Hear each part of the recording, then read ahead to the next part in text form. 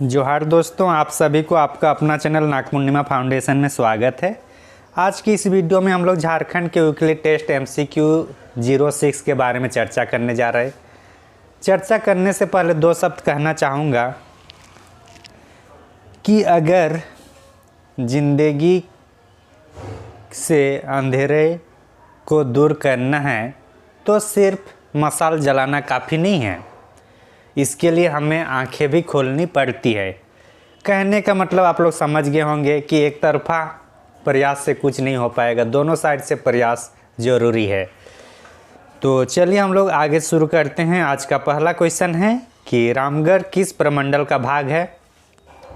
रामगढ़ किस प्रमंडल का भाग है, तो जाहिर सी बात है यहाँ हम लोग का कन्फ्यूजन करने के लिए ये दो ही है, उत्तरी छोटानागपुर या दक्षिण छोटानागपुर। पलामू तो नहीं होगा, क्योंकि अगर हम लोग मैप को अगर समझना चाहें, अगर हम लोग मैप के बारे में अगर देखें तो कुछ इस टाइप से अगर झारखंड का मैप होता है तो हम लोग का जो रामगढ़ क्षेत्र है वो इस साइड में है। तो जब इस साइड की बात है तो जाहिर सी बात है पलामू वाला तो नहीं होगा, ये नहीं होगा, सी नहीं होगा, डी नहीं होगा। अब आंसर होगा उत्तरी होगा या दक्षिणी। तो ये वाला जो क्षेत्र है ये साइड से ये हम लोग का उत्तरी वाला क्षेत्र है। कौन सा? नॉर्थ वाला। और इधर से जो नीचे वाला जो जाएगा यहाँ से, ये हम लोग का रहेगा साउथ। तो जाहिर सी बात है जो रामगढ़ है हम लोग का नॉर्थ छोटानागपुर का भाग है। किसका? नॉर्थ छोटानागपुर का भाग है। अगर खूंटी डिस्ट्रिक्ट जो नया बना है वो हम लोग का साउथ मतलब दक्षिण छोटानागपुर का भाग है। तो इसका आंसर होगा बी। झारखंड में किसकी अपर्दन क्रिया के फलस्वरूप बॉक्साइट की निक्षेप हुआ है। तो इसका कहना है कि कौन से अपर्दन मतलब क्या चीज़ के अपर्दन होने के परिणाम स्वरूप बॉक्साइट का हम लोग को बॉक्साइट प्राप्त होता है। तो इसका आंसर होगा हम लोग का लेटराइट। क्या होगा आंसर? आंसर होगा हम लोग का लेटराइट। तो आंसर इसका बी होगा। ये बॉक्साइट हम लोग का लोहरदगा, ये गुमला, ये सब क्षेत्र में इनका मतलब अयस्क पाया जाता है। और इसको बॉक्साइट जो है इसका एल्यूमिना में कन्वर्ट करने के लिए हम लोग का मूरी में हिंडाल्को है। कौन सा है? मूरी में हिंडाल्को है। तीसरा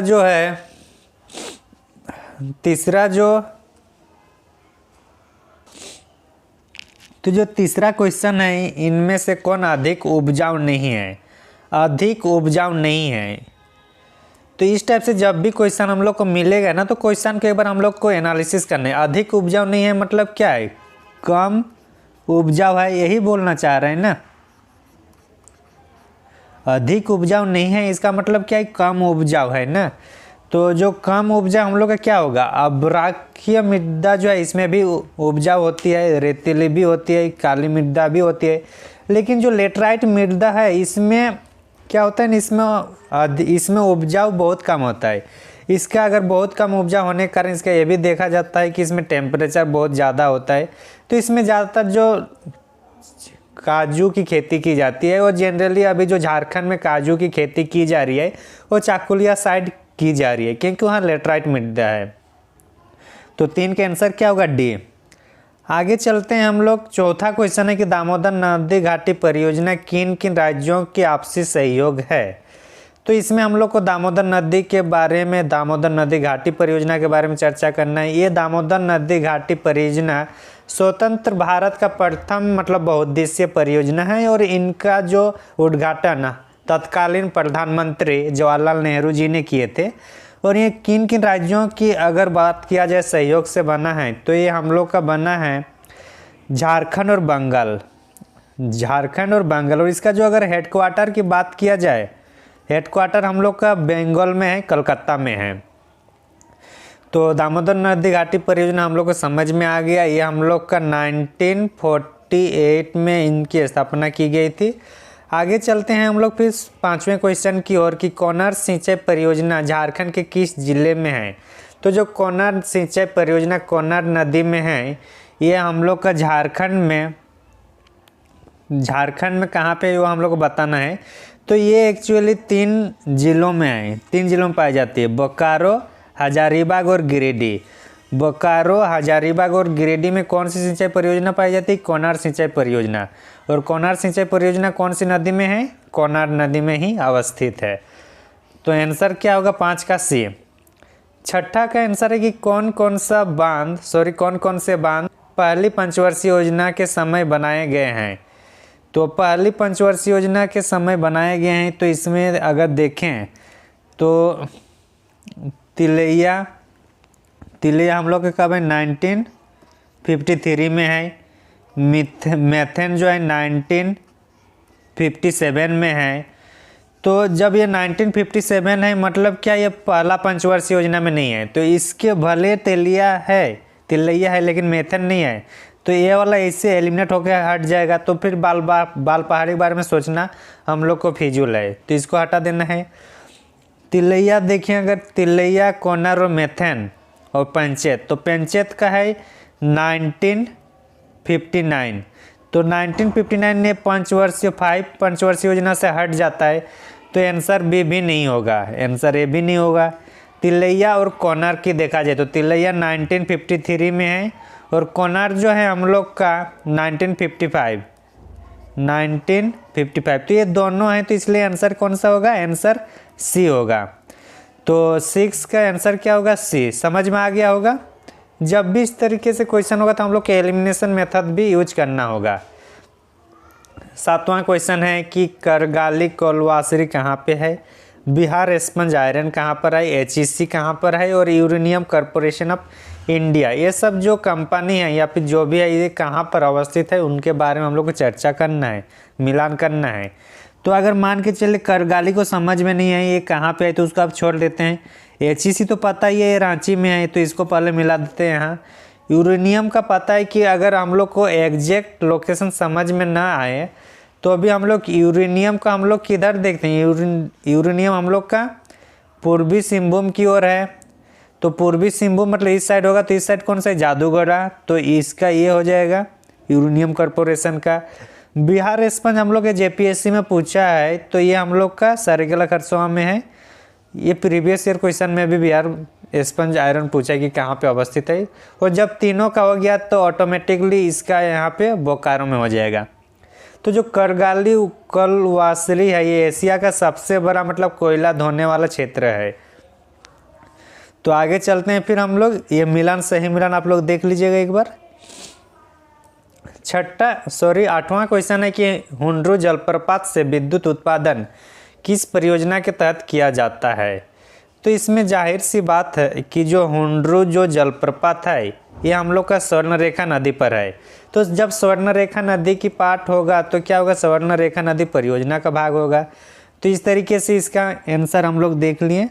हुंड्रू जलप्रपात की अगर बात किया जाए तो ये रांची में है और ये झारखंड का दूसरा सबसे बड़ा जलप्रपात है, सेकेंड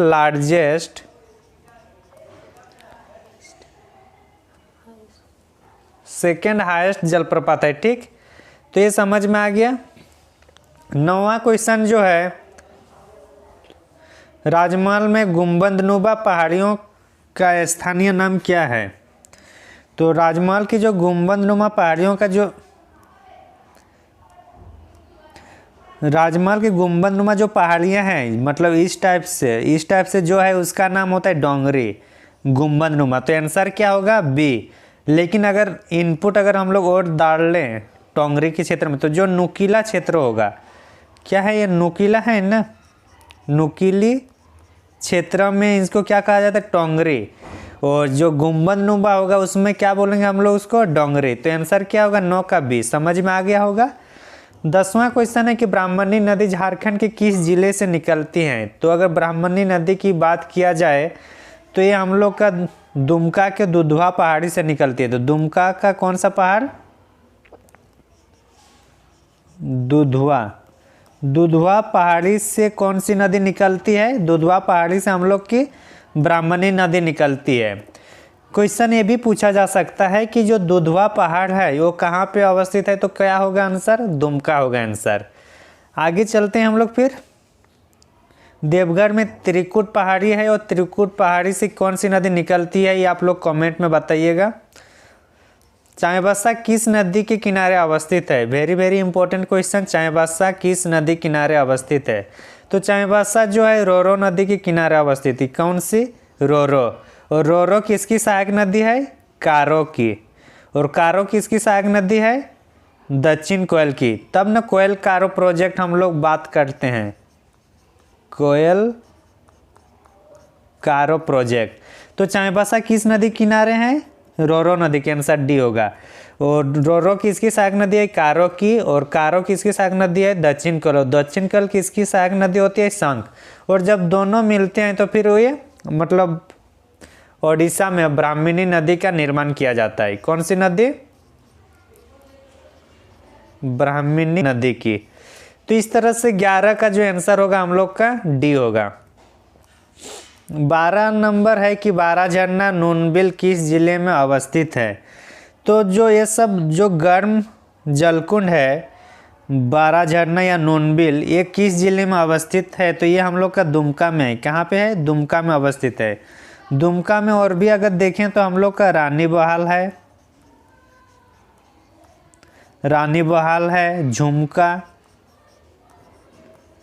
रानी बहाल, झुमका, कभी कभी इसको भूमका भी लिखा रहता है। फिर झरिया पानी। झरिया पानी से ये याद नहीं रखना कि ये झरिया में है। झरिया पानी हम लोग कहाँ पे? दुमका में है। तो इस टाइप से जो होता है सब इम्पोर्टेंट होता है। इसका जो मतलब नाम में जो उलझन होती है उसको अच्छा से सुलझ के रहना जरूरी है।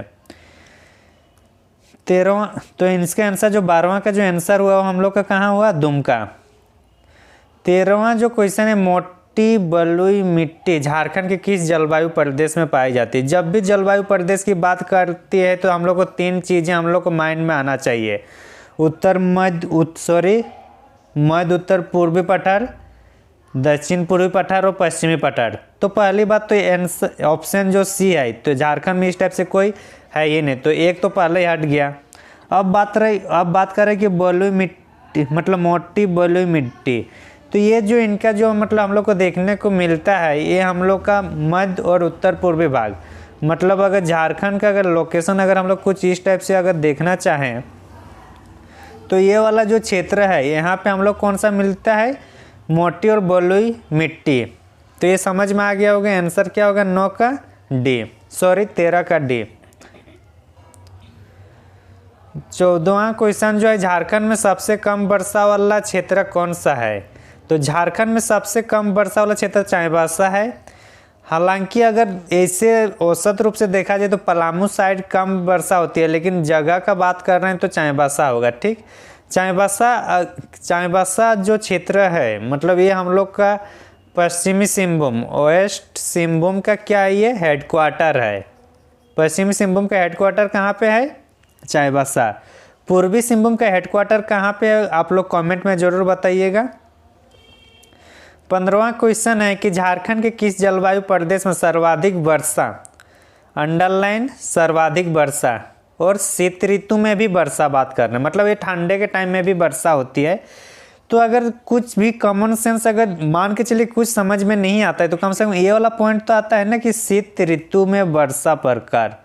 तो यहाँ पे शीत वर्षा प्रकार कम से कम इतना समझ में आ जाएगा अगर कुछ भी समझ में नहीं आता है तो इसके एक्चुअली आंसर ऐसे यही होगा कि शीत वर्षा प्रकार का जो जलवायु प्रदेश है इसमें हम लोग को क्या होता है कि सर्वाधिक वर्षा प्राप्त होते हैं। और इसमें अगर बात किया जाए तो ये लोहरदगा, लातेहार और गुमला वाला क्षेत्र जो है वहाँ पे इस टाइप से पाई जाती है।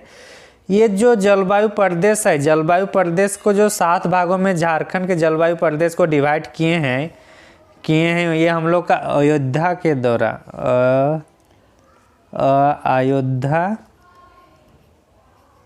प्रसाद ने इनको 4 भागों में मतलब 7 भागों में डिवाइड किया है। कितने भागों में? 7 भागों में। तो झारखंड की सर्वाधिक वर्षा और शीत ऋतु में जो वर्षा होती है कहाँ पे होती है? शीत वर्षा प्रकार। तो ये समझ में आ गया होगा। 16वां क्वेश्चन है कि झारखंड के किस मिट्टी में चूना एवं पोटास की अधिकता है तथा नाइट्रोजन एवं ह्यूमस की कमी है? तो अगर इसकी बात किया जाए, इस कौन सी ऐसी मृदा है जो इस टाइप से मतलब खासियत पाई जाती है? जाहिर सी बात है अभ्रक मूलक नहीं होगा, क्योंकि इसमें अभ्रक कि इसमें ज़्यादा पाई जाती है। रेतीली मिट्टी में भी नहीं होता। लेटराइट मिट्टी में फेरस ऑक्साइड ज़्यादा पाई जाती है। तो हम लोग को सबसे अगर देखा तो इसमें ह्यूमस की कमी और नाइट्रोजन की कमी हम लोग का जोड़ोर मृदा में पाई जाती है। फिर भी ह्यूमस और नाइट्रोजन की कमी के कारण भी कभी कभी सवाल मन में ये आ सकता है कि फिर भी तो जोड़ोर मिट्टी में हम लोग ज़्यादा खेती बाड़ी करते हैं। तो जब भी हम लोग खेती बाड़ी करते हैं तो हम लोग देखें कि यूरिया का ज़्यादा प्रयोग करते हैं। किसकी? यूरिया की। तो इसलिए जोड़ोर मिट्टी जहाँ जहाँ पे वहाँ यूरिया की अगर मतलब फुलफिल कर दिया जाए तो वहाँ अच्छा उत्पादन होता है। 17वां क्वेश्चन की बात करें तो किस प्रकार के वनों में पशु चराने लकड़ी काटने पर पूर्णतः प्रतिबंध होता है? तो ये हम लोग का जो क्षेत्र है संरक्षित क्षेत्र में होता है और इसकी मतलब जो क्षेत्रफल है, क्षेत्रफल बहुत कम है इसकी तुलना में, आरक्षित की तुलना में। आरक्षित जो वन है इसमें मतलब परमिशन के साथ आप कुछ काम कर सकते हैं। परमिशन के साथ आप कुछ काम कर सकते हैं आरक्षित क्षेत्र में, जबकि संरक्षित क्षेत्र में आप कुछ भी काम नहीं कर सकते हैं। तो आंसर क्या होगा? 17 का बी। क्वेश्चन नंबर 18 है झामखोफेड। ये वेरी इंपॉर्टेंट है। ये क्वेश्चन पूछा जाता है कि झामखोफेड की स्थापना झारखंड में कब की गई? तो ये आंसर होगा 2007। ये तो इम्पोर्टेंट है ही कि कब स्थापना की गई, साथ ही साथ ये इसका जो फुल फॉर्म है या किसके उद्देश्य से की जाती है ये और ज़्यादा इम्पोर्टेंट बन जाता है। तो जे से झारखंड होगा, जे एच से, एस से J Jharkhand state minor MINOR minor, Jharkhand state minor forest, Jharkhand state minor forest produce cooperative development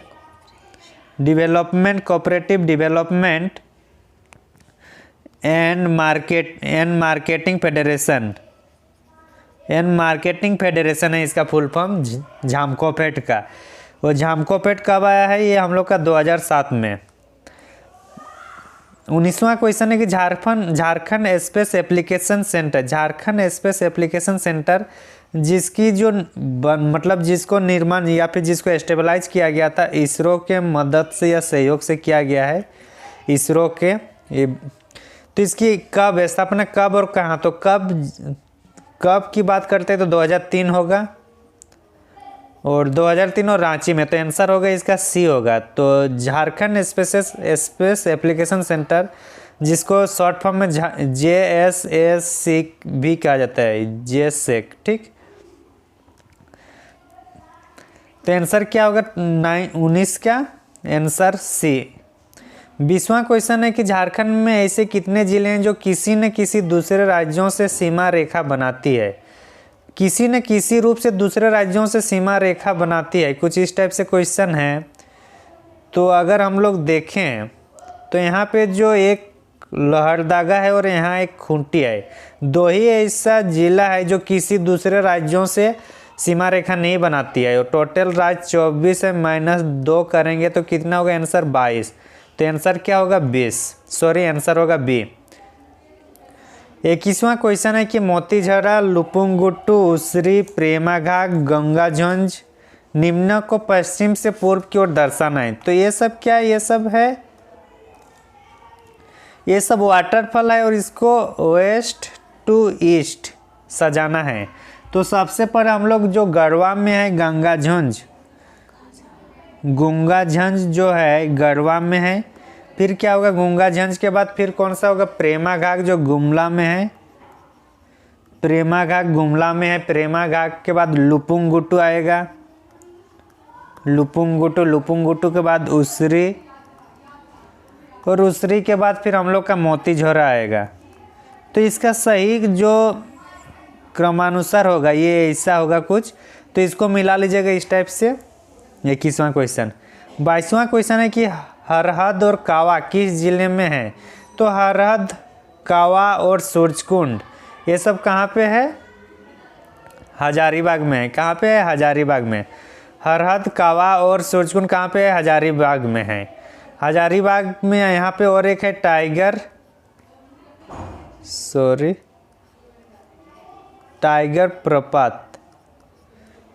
प्रपात भी है। ठीक, आगे चलते हैं और इसमें सूर्य कुंड भी है। सूर्य कुंड जो है भारत का सबसे ज़्यादा जो गर्म जलकुंड है वो हम लोग का सूर्य कुंड है। ये हम लोग का कहाँ पे है? हजारीबाग में, और 88 डिग्री सेंटीग्रेड इसकी मतलब टेम्परेचर है। 23वां क्वेश्चन है कि क्यूल किस नदी की सहायक नदी है? तो जो क्यूल जो है वो सकरी नदी की सहायक नदी है। किसकी? क्यूल किसकी सहायक नदी है? सकरी नदी की सहायक है। आगे चलते हैं फिर 24वां क्वेश्चन है कि NH-19 को किसने मरम्मत किए थे बोल रहा है। और NH-19 मतलब पुराना NH-02 था और इसको किसने मरम्मत करवाए थे? शेरशाह सूरी ने। हालांकि इनका जो निर्माण किया गया था वो चंद्रगुप्त मौर्य के टाइम किया गया था। चंद्रगुप्त मौर्य के टाइम बनाया गया था NH-2 को। शेरशाह सूरी ने फिर उसको मरम्मत किया था। नरेंद्र मोदी ये सब कुछ नहीं है। 25वां क्वेश्चन है कि झारखंड में जैव विविधता सबसे ज़्यादा कौन से जिले में पाए जाते हैं? तो देखिए, जैव विविधता की बात किया जाता है तो जैव विविधता वहाँ पे ज़्यादा होगी जहाँ पे वन जंगल ज़्यादा रहेगा। तो वन जंगल सबसे ज़्यादा हम लोग का पश्चिमी सिंहभूम है। पश्चिम सिंहभूम जो सरंडा जंगल है तो ये सब कहाँ पे? पश्चिम सिंहभूम में। तो इसलिए जैव विविधता सर्वाधिक कहाँ पे पाई जाएगी हम लोग का? पश्चिमी सिंहभूम में। तो 25 की होगा। 26वां क्वेश्चन है कि हाल ही में जैन धर्मावलंबी के द्वारा झारखंड सरकार के कौन से क्षेत्र को पर्यटन स्थल के रूप में विकसित करने का विरोध किया गया था? क्या अभी मतलब इसका पूरा मतलब न्यूज में चल रहा है कि इसका मतलब विरोध किया जा रहा है झारखंड सरकार के विरोध, जो जैन धर्म है, जो सिम्मेद शेखर, उसको पर्यटक स्थल के रूप में विकास न करें। उन लोगों का मानना है अगर सिम्मेद शेखर को पर्यटक के रूप में स्टेबलाइज किया जाएगा तो इसमें जो मांस, शराब इस टाइप से जो होगा उसका मतलब प्रयोग होने लगेगा। तो उस सब के कारण इसको मतलब विरोध किया जा रहा है। हालांकि हेमंत सरकार ने इन्होंने स्पष्ट कर दिया कि यहाँ पे किसी भी तरीके का मांस और मदिरा का यहाँ पे खरीदना बेचना पूरी तरह से प्रतिबंध होगा। तो इसलिए इसका आंसर क्या होगा? सी। माउंट आबू की बात किया जाए तो माउंट आबू ये हम लोग का राजस्थान में है। कहाँ पे है? राजस्थान में माउंट आबू है, जहाँ पे दिलवाड़ा का जैन मंदिर आप लोग नाम सुने होंगे। 27वां क्वेश्चन है कि झारखंड में अभ्रक मूलक मिट्टी कहाँ पाई जाती है? झारखंड में अभ्रक मूलक, यहाँ देखिए कोई ज़िले का नाम नहीं दिया हुआ है। तो जब ज़िले का नाम नहीं दिया होगा तो झारखंड के मैप को माइंड में रखना है और उसके बाद सोचना है कि उसके बाद कौन सा लोकेशन दिया था। हम लोग के इधर कोडरमा साइड यहाँ पे अभ्रक मूलक पाई जाती है। तो ये कौन सा जाहिर सी बात है ये उत्तर होगा। तो आंसर क्या होगा? 27 का सी होगा आंसर। अभ्रक मूलक के संदर्भ में अगर हम लोग कहा जाए तो अभ्रक वाला मिट्टी जो कोडरमा में सबसे ज़्यादा पाई जाती है, इसीलिए कोडरमा को अभ्रक खनिज का मतलब भंडार गृह या फिर अभ्रक की राजधानी कहा जाता है कोडरमा को। ये क्वेश्चन एग्जाम में पूछा जाता है बार बार। अभी हाल ही में उत्तराखंड का जो PCS एग्जाम था उसमें भी अभ्रक मूलक के बारे में पूछा था। 28वां क्वेश्चन है कि लाल मिट्टी लेटराइट मिट्टी से तुलनात्मक रूप से कैसे भिन्न है? ये होगा इसका कि लाल मिट्टी लेटराइट मिट्टी से तुलनात्मक रूप से क्या है, वो हम लोग को देखना होगा। तो बोल रहा है अधिक तापमान वाले क्षेत्र में होता है। इसका मतलब है कि लेटराइट मिट्टी से अधिक तापमान में लाल मिट्टी का निर्माण होता है क्या? तो ऐसा बात नहीं है, क्योंकि लाल मिट्टी में टेम्परेचर कम होता है एज कम्पेयर टू लेटराइट मिट्टी से। कम वर्षा वाला क्षेत्र बोल रहा है तो हाँ, ये आंसर सही होगा, क्योंकि जो लेटराइट मिट्टी है वहाँ पे 200 से अधिक रेनफॉल की ज़रूरत होती है, जबकि लाल मिट्टी में 150 से 170 या 120 ऊपर भी हम लोग बोलें तो सही होगा। तो लाल मिट्टी जो है लेटराइट मिट्टी की तुलना में कम वर्षा वाले क्षेत्र में होता है। तो आंसर क्या होगा? बी।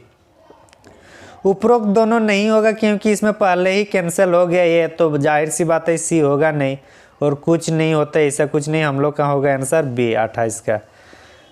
29 का क्वेश्चन है कि कौन सा कथन असत्य है। जब भी इस टाइप से स्टेटमेंट रहे तो हम लोग को सबसे पहले इसको क्वेश्चन को हम लोग को तोड़ना है।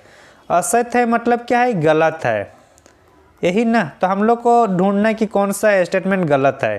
तो आगे चलते हैं, देखते हैं कि सम्मेत शिखर मतलब जो पारसनाथ पहाड़ी है अभी झारखंड बिहार के संयुक्त रूप से सबसे ऊंची चोटी से है। तो सही है, ये सबसे ऊंची चोटी है झारखंड बिहार की सबसे ऊंची चोटी कौन सा है, सम्मेत शिखर, सही है।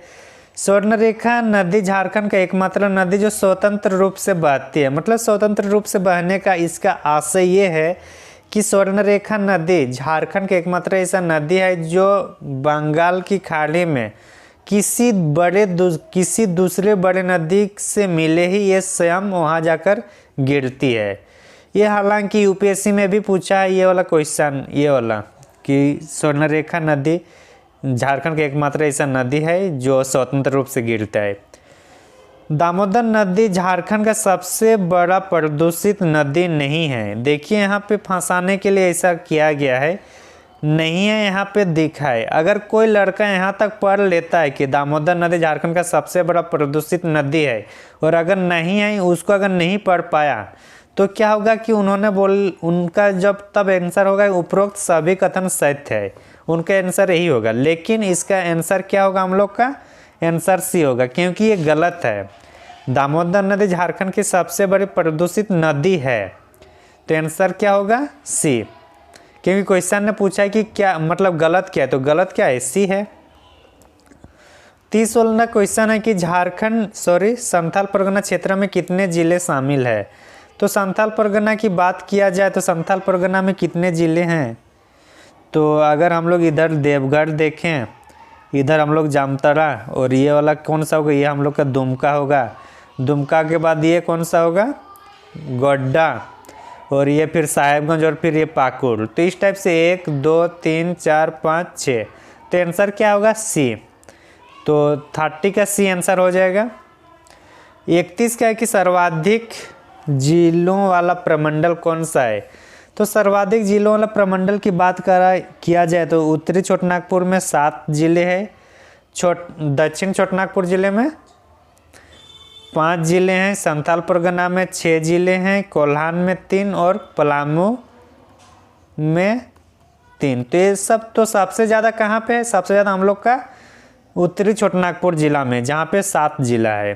तो इस तरीके से आंसर क्या होगा, 31 का बी। 32 का है कि कौन से प्रमंडल के सभी जिले, एक मिनट, क्वेश्चन है कि कौन से प्रमंडल के सभी जिले किसी दूसरे राज्यों से सीमा रेखा साझा नहीं करता है। इसका मतलब ये है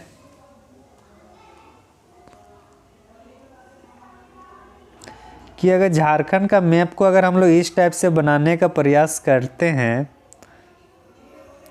तो बोल रहा है कि कौन सा जिला है जिसका मतलब सभी, कौन से जिले जिसका जो सीमा रेखा है दूसरे राज्य से टच नहीं करता है।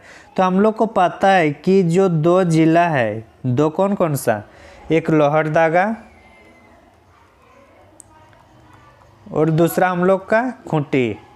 तो ये जो 2 जिला है, ये दक्षिण छोटानागपुर प्रमंडल का मतलब 2 जिला है जो दक्षिण छोटानागपुर प्रमंडल में है, वो किसी दूसरे राज्यों से सीमा रेखा नहीं बनाती है। तो आंसर कौन सा होगा, हम लोग का बी, क्योंकि क्वेश्चन पूछ रहा है कि कौन से प्रमंडल के सभी जिले किसी दूसरे राज्यों से सीमा रेखा साझा नहीं करती है। तो कौन सी प्रमंडल होगा, वो दक्षिण छोटानागपुर। ये अब एक अच्छा यूनिक क्वेश्चन है, इसको थोड़ा ध्यान में रखना है। पर्यावरण संरक्षण एक्ट कब आया है। पर्यावरण संरक्षण एक्ट की बात किया जाए तो हम लोग का 1986 को आता है। जब 1986 मतलब जो भोपाल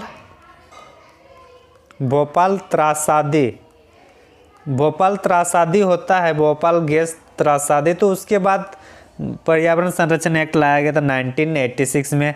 1972 की बात करा जाए तो वन्यजीव संरक्षण एक्ट आता है। 1988 में देखा जाए तो राष्ट्रीय वन नीति आता है। तो आंसर क्या होगा इसका? सही आंसर 33 का ए होगा। 34 का सर्वप्रथम किसने जैव विविधता शब्द का प्रयोग किया था? तो सर्वप्रथम सबसे पहले जैव विविधता का जो प्रयोग किया गया था वो डब्ल्यू.जी. रोजेन ने किया था। डब्ल्यू.जी. रोजेन ने लगभग 1985 के आसपास किए थे। कब? 1985 के आसपास डब्ल्यू.जी. रोजेन ने किया था। लेकिन जैविक विविधता की बात किया जाए, जैविक विविधता तो ई.ए. नोर्से होगा। कौन होगा? ई.ए. नोर्से। लेकिन जैव विविधता का डब्ल्यू.जी. रोजेन। तो आंसर सी होगा 34 का। 35 कल्पतरु वृक्ष कहाँ का मूल वृक्ष है? ये कल्पतरु वृक्ष जो हम लोग का अफ्रीका का मूल वृक्ष है। इंडिया में 9 है और झारखंड में इसका 4 है। झारखंड में 4 है और वो भी रांची में है। तो आंसर क्या होगा? 35 का ए। 36 का आंसर है कि किस पेड़ की छाल को अगरबत्ती बनाने में उपयोग किया जाता है? तो जो अगरबत्ती बनाने के लिए जिस पेड़ का जो छाल है वो है हम लोग का मेघ। एक मेघ है, कहीं कहीं पे ये मेद आपको देखने को मिलेगा। ठीक, तो मेद एक पेड़ है, झारखंड में पाई जाती है जिसकी छाल से अगरबत्ती बनाई जाती है। झारखंड में किस पौधे का उपयोग रस्सी बनाने में किया जाता है? तो झारखंड में कैसा भी पौधा है जिसका उपयोग रस्सी बनाने के लिए किया जाता है? तो आंसर होगा इसका शीतल। शीतल एक पौधा का नाम है जिसका प्रयोग रस्सी बनाने के लिए किया जाता है। 38वां क्वेश्चन है कि compensatory afforestation fund of management and planning, इसका मतलब है कैंपा। CAMPA। कैंपा एक्ट जो है, कैंपा एक्ट झारखंड में कब गठन किया गया था? तो हम लोग ये 2 जुलाई 2009 को किया गया था। कैंपा जो है, अगर किसी क्षेत्र में अगर मान के चले कुछ योजनाएं बनाई जा रही है और उस योजना के बनाने में अगर किसी पेड़ पौधा का कटाई होता है तो उसके कटाई के क्षतिपूर्ति के रूप में कुछ पैसा कैंपा फंड में डालना पड़ता है। तो ये जो सुप्रीम कोर्ट के गाइडलाइन के अनुसार इसका गठन किया गया था। पहले देश में लगा, उसके बाद राज्यों में लगा। तो 2 जुलाई 2009 में राज्य कैंपा गठन किया गया है झारखंड में। 39 क्वेश्चन है कि रांची नगर निगम की सफाई को काम अगले 25 वर्षों तक किस निजी कंपनी को सौंपा गया है? तो जो रांची नगर निगम की जो अगले 25 साल का जो कचरा वगैरह जो मैनेज किया जाएगा वो एक्सेल इंफ्रा को सौंपा गया। एक्सेल इंफ्रा एक्चुअली ये जापान की कंपनी है। जापान की कंपनी है एक्सेल इंफ्रा। 40 नंबर क्वेश्चन है कि झारखंड में सर्वाधिक ग्रीन हाउस गैस का उत्सर्जन कहाँ होता है? तो झारखंड में सर्वाधिक ग्रीन हाउस गैस का उत्सर्जन गिरिडीह में होता है।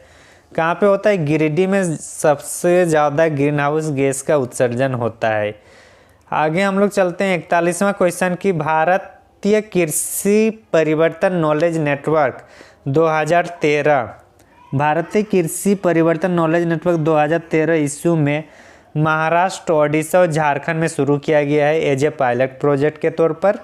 इनमें झारखंड के कौन 2 जिलों का चयन किया गया है उसके बारे में हम लोग को देखना है।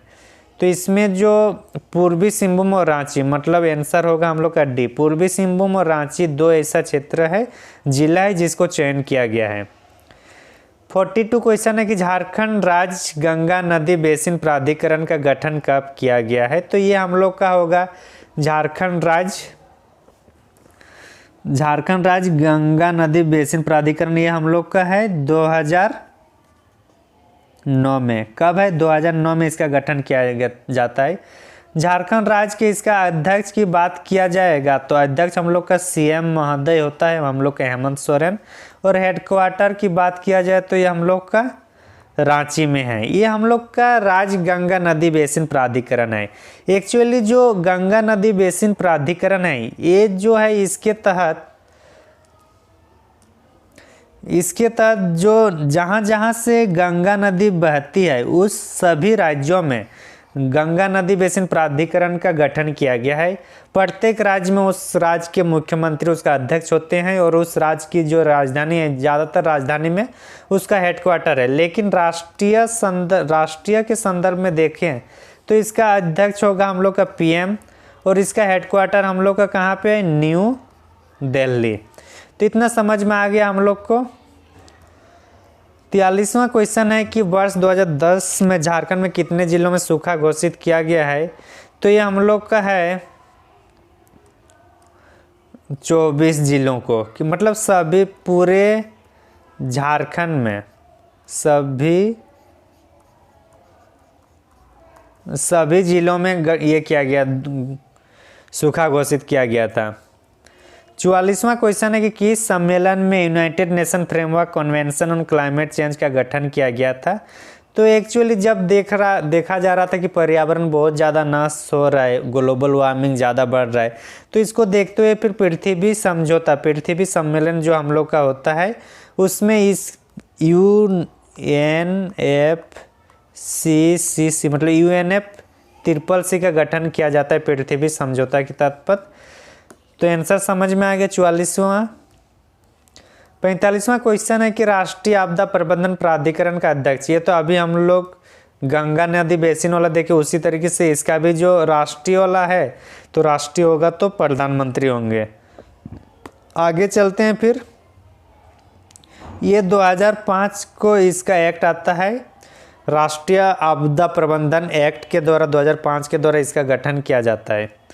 आगे चलते हैं झारखंड में Jharkhand state disaster management authority का गठन कब होता है। तो 28 मई 2010 को नेशनल डिजास्टर मैनेजमेंट एक्ट 2005 के 14 का 1 धारा 14 का 1 के तहत 28 मई 2010 को Jharkhand state disaster management authority का गठन किया जाता है। तो ये समझ में आ गया होगा।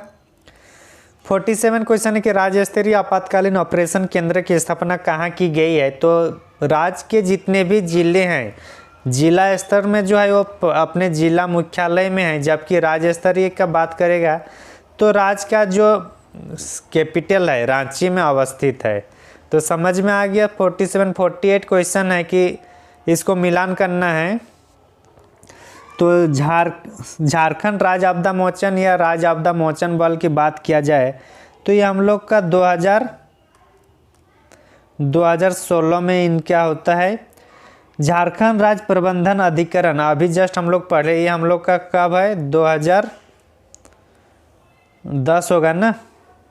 और राज्य आपदा विभाग की बात किया जाए तो राज्य आपदा विभाग हम लोग का क्या होगा, राज्य आपदा विभाग हम लोग का 2004, राज्य आपदा विभाग 2004। और राज्य आपदा प्रबंधन योजना की बात कर रहे हैं, राज्य आपदा प्रबंधन योजना तो ये 2009 में होगा।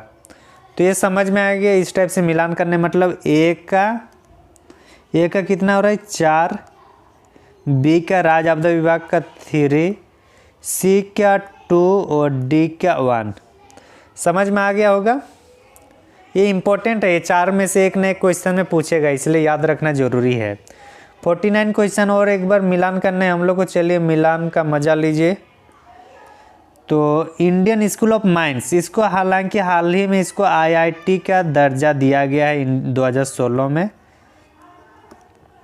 इंडियन स्कूल ऑफ माइंस जो है ये चूँकि माइंस से मतलब माइनिंग से संबंधित होगा तो खनन से संबंधित होगा। BIT मेसरा से ये मेंटल मतलब भूकंप से संबंधित होगा, तो बी का 2 होगा। झारखंड स्पेस एप्लीकेशन सेंटर, जंगल में आग लगेगा तो वहाँ का जो देखरेख करेगा वो कहाँ से करेंगे, ऊपर से जो सैटेलाइट होगा सैटेलाइट से देखेंगे। तो ये आंसर होगा सी का 3। और मेकन जो है आपदा मतलब जब इंडस्ट्रियल क्षेत्र में कुछ आपदा होगा तो उसको मैनेज या उसको ट्रेनिंग कौन कराएगा, मेकन। तो इसका मतलब है कि ए का होगा हम लोग का 4, बी का हम लोग का 2, सी का 3 और डी का 1। समझ में आ गया होगा। 50वां क्वेश्चन और इस सीरीज का अंतिम क्वेश्चन है कि भूकंप संभावित में गोड्डा और साहेबगंज किस जोन के अंतर्गत आते हैं। तो भूकंप के बारे में बोल रहा है कि भूकंप जो गोड्डा और साहेबगंज में किस जोन के अंतर्गत आते हैं। तो झारखंड में मेनली 2, 3 और 4। जैसे जैसे बढ़ते जाएंगे हम लोग रेंज वाइज, वैसे वैसे क्या होता है इसकी जो प्रभाव मतलब इसकी जो प्रभावशालिता बढ़ती जाएगी। तो 4 सर्वाधिक प्रभावित क्षेत्र और सर्वाधिक विनाश क्षेत्र है। तो ये जो गोड्डा और साहेबगंज जो हम लोग का है ये रैंक 4 में आता है। भारत में 5वां रेंज भी है लेकिन ये झारखंड में नहीं है, और भूकंप में 1 नहीं आता है, ये नहीं होता है और ये झारखंड में नहीं है। तो आंसर क्या होगा? सी। तो इस तरीके से आज के इस वीडियो में हम लोग 50 क्वेश्चन के बारे में डिस्कशन किए जो हम लोग का MCQ टेस्ट ली गई थी उसके बारे में। अगर आप लोग इस चैनल में नए हैं तो ज़रूर चैनल को सब्सक्राइब करें। हम लोग के यहाँ वीकली MCQ कराई जाती है। Thank you for watching. धन्यवाद।